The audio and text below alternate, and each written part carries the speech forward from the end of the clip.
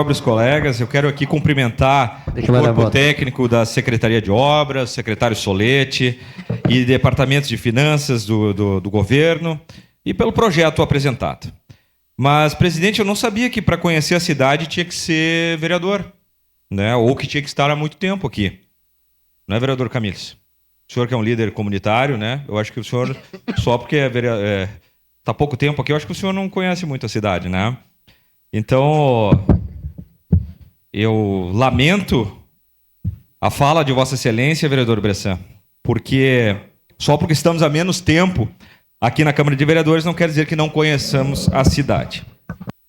Eu quero dizer que o meu compromisso é com a verdade, com a cidade e com a fiscalização.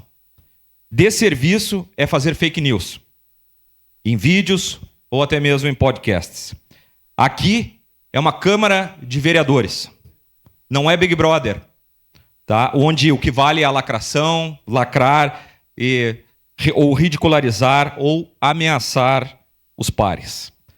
Então, peço mais respeito aos vereadores e os temas tratados por essa casa.